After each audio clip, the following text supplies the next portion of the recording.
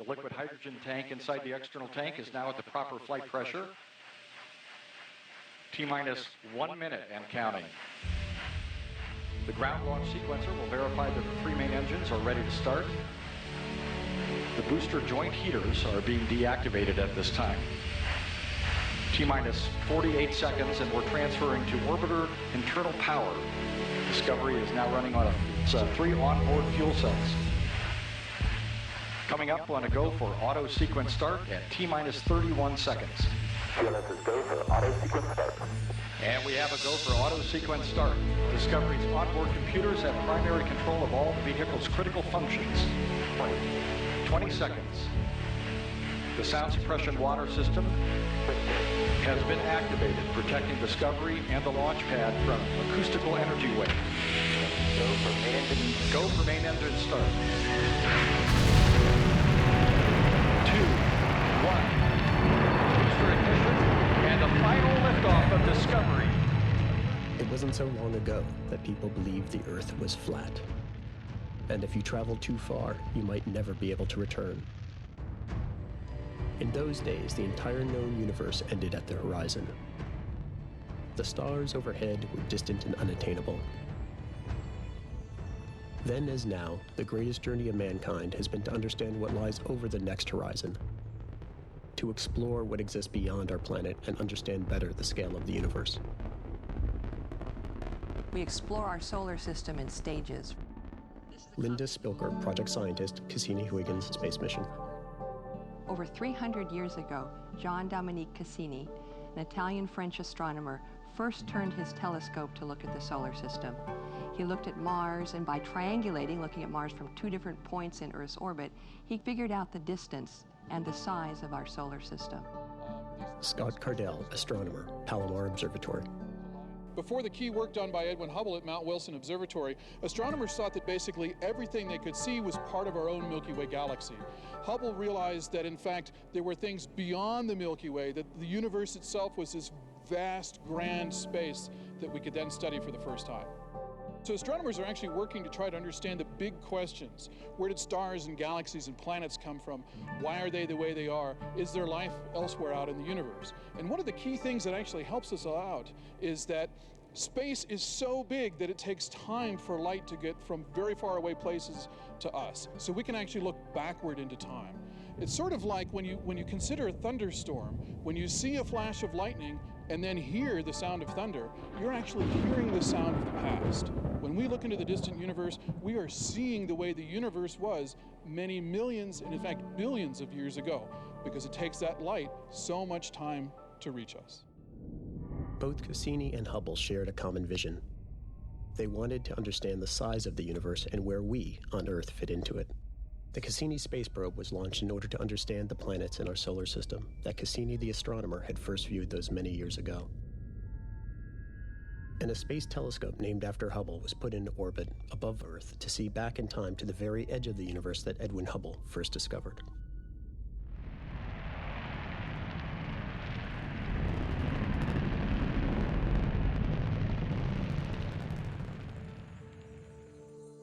Now we will take a trip along the path laid out by Cassini and Hubble from the Earth to the very edge of our universe. We will follow their early vision to see just how large and old the universe is. The farther away from Earth we journey, the farther back in time our trip will take us, all the way to the edge of the known universe.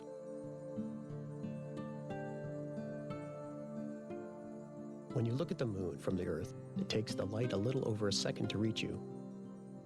Your view of the moon is a split-second window into our past.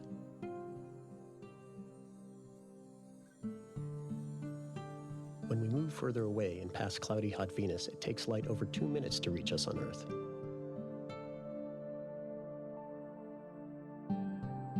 By the time light from Mars reaches us, it's 3 minutes old.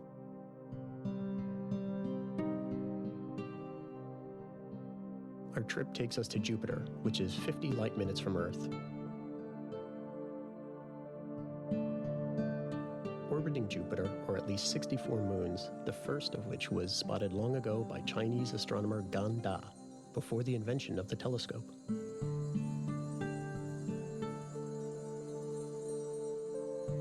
The moon Io is covered with yellow sulfur from over 400 volcanoes that dot its surface.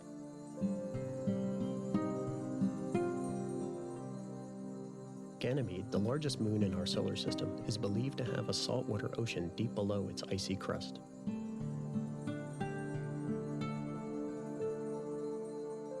Europa was first discovered by the Italian astronomer Galileo and has a thin atmosphere and large ocean beneath the surface that might support life.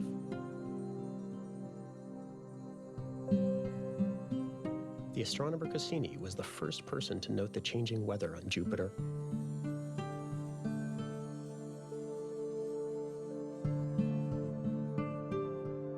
The upper cloud tops are lighter in color because of ammonia, and the dark, rich colors of the lower clouds are not really understood.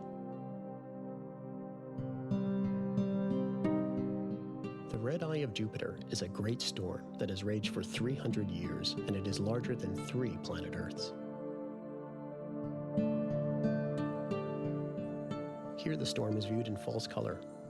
The winds are circulating at over 450 kilometers per hour, 4 times faster than a hurricane. Next, Saturn, where the Cassini space probe is now in orbit.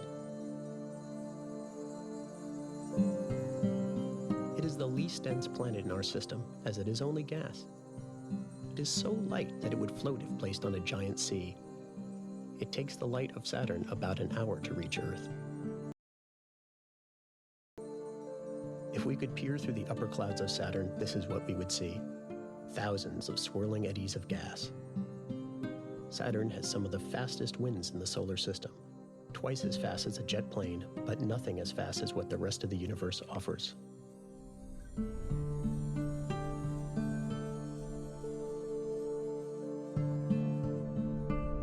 Space probes can take many years, even decades, to reach their target. To send a space probe to another planet around another star might take thousands or even tens of thousands of years.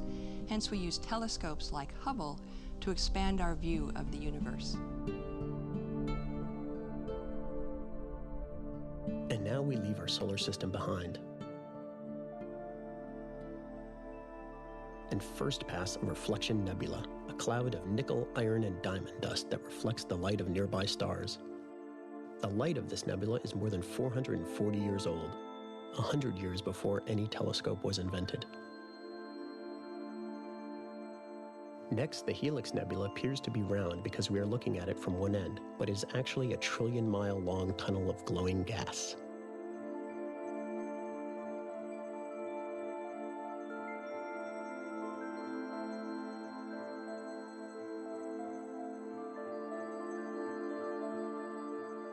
And the Veil Nebula is a cloud of heated gas and dust that exploded over 5,000 years ago in a supernova.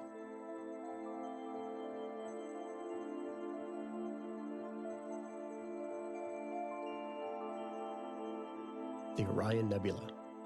Here astronomers have observed planetary disks forming from dust.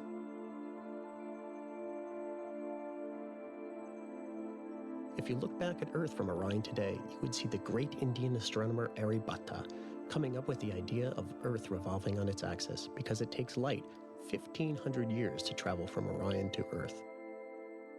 It is a long way, but we're only just getting started. 500 years further in the Retina Nebula is a vast donut of dust and gas. From Earth, we are viewing the donut from the side.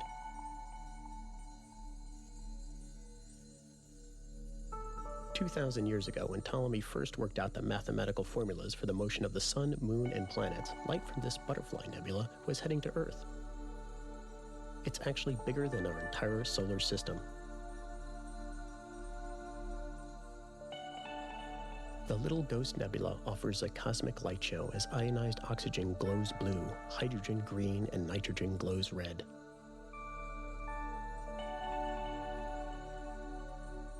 The mysterious patterns of the Spirograph Nebula might be from a dead red giant star.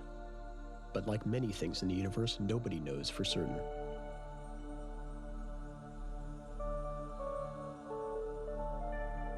And here is the Eskimo Nebula, which is thought to resemble a person's head surrounded by a parka hood.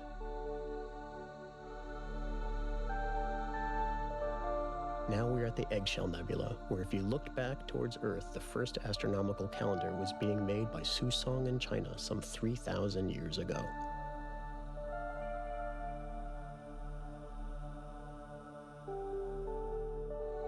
"600 light-years further out, the Cat's Eye Nebula is one of the most complex nebulae known and thought to be caused by two stars at the center.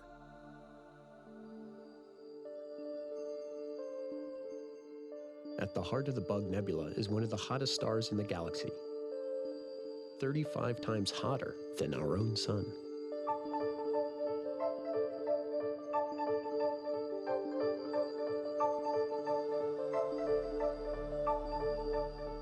When the Egyptians were still building the Great Pyramids at Giza some 4,000 years ago, the light from this nebula just started its trip to us. Nebulas are constantly making new stars as others die. Here, a former red giant sun has been pulled apart at the center. The trip to the Boomerang Nebula started 5,000 years ago when Stonehenge in the UK was just taking form. Here, stars are forming in the Swan Nebula.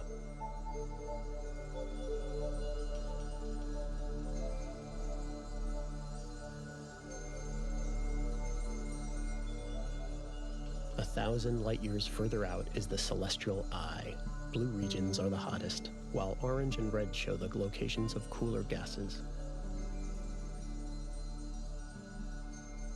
In 1054, Chinese and Arab astronomers observed a bright new star in the sky, which was the birth of the Crab Nebula, the remnant of a massive star exploding in a supernova.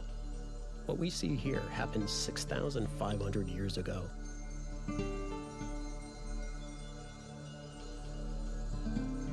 A 1,000 years beyond is the Carina Nebula, and the light from here started when people on Earth were just developing writing.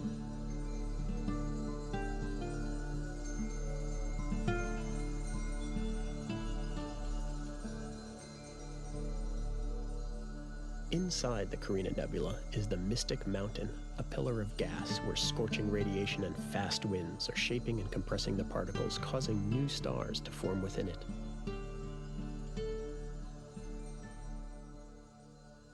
It looks like one really big universe-sized ant, but the Ant Nebula is formed of a dead star more than 8,000 light-years away.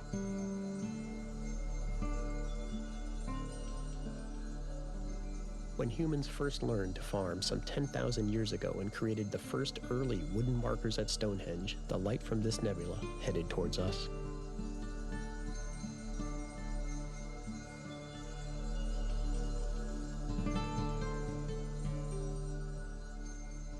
When humans were first using stone tools, a far-off dull star exploded, becoming 600,000 times brighter than our own sun. And in 2002, the light from that star finally reached Earth after traveling for over 20,000 years. That star is called Monocerotis.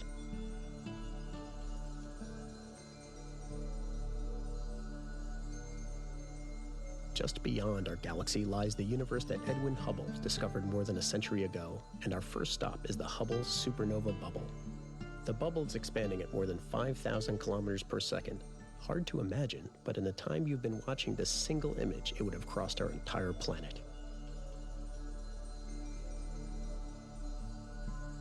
Now we go past a large Magellanic Cloud, where if we look back at Earth, we would see 160,000 years into our own past, when the Neanderthal man thrived.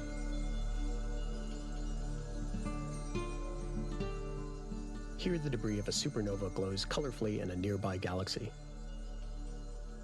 Next, we head out and into the more massive universe.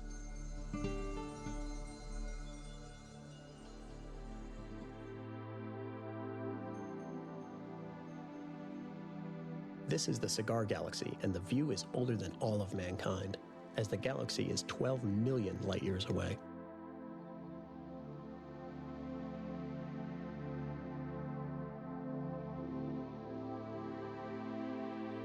Stars are forming rapidly in the dusty red areas, and the blue-white areas are dense clusters of new stars. This accelerated formation of suns is called a starburst.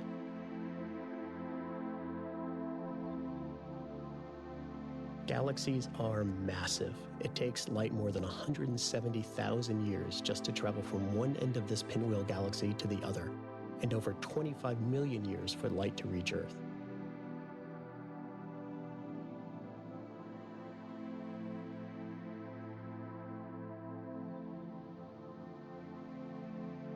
The Whirlpool Galaxy is one of the brightest galaxies in the sky.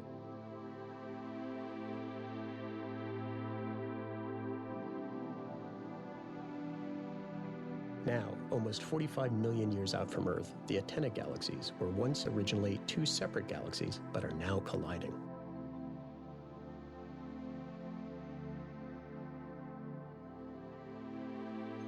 The light from this galaxy started its journey to Earth when the entire world was tropical, and even apes did not exist. It was more than 60 million years ago.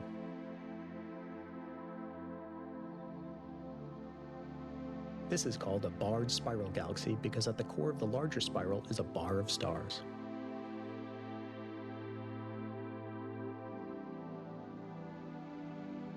Even galaxies can come to an end. Here, the Fornax galaxy is being pulled apart by a cluster of galaxies, flinging its stars across space.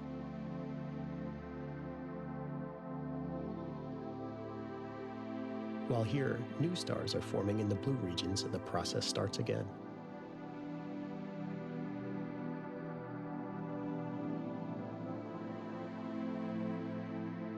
The dinosaurs roamed the Earth, and the first mammals were appearing over 100 million years ago when the light from this galaxy started its voyage.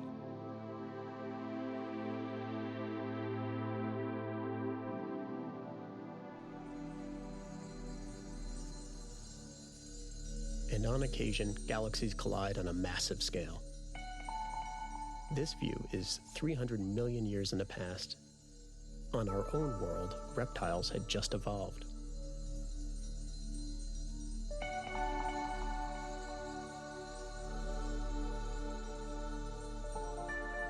Here, one galaxy plunged directly through the disk of the original spiral galaxy. Even as some stars are destroyed, others are born in the ring formed by the shockwave. Everywhere in the universe, there exists a constant process of birth, death, and rebirth.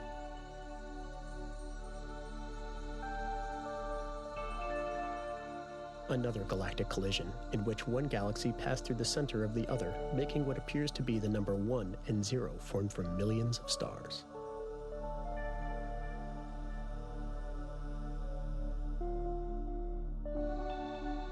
This collision is between two spiral galaxies, and the light has taken 450 million years to reach us, having started when fish were the most complicated life form on Earth.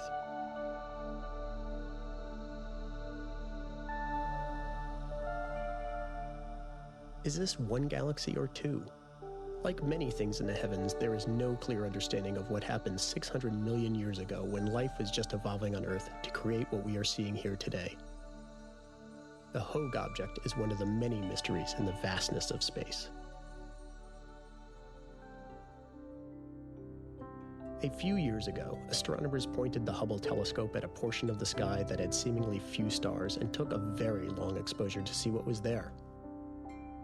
Within the image were hundreds of distant galaxies, including this one. This galaxy is the most distant object Hubble has ever seen.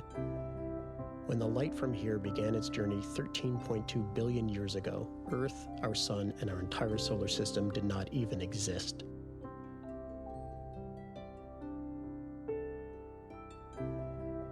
And here is the larger image. Every dot a galaxy containing millions or billions of suns, and all this in just one seemingly uninteresting section of the sky.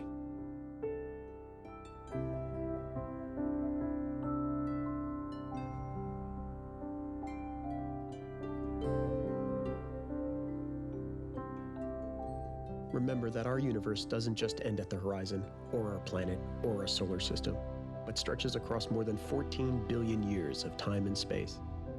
And during almost all of this period, people never existed. While you were watching this film, 5,000 babies were born somewhere on Earth, yet more than 30 billion new suns have come into existence somewhere in the sky, and every second there are another 31,000 new suns born as the universe grows larger. We humans are just one form of life on one small planet next to one small star among billions of stars in our galaxy in one of hundreds of billions of galaxies in our massively big, beautiful, and expanding universe. Think about that and enjoy the trip.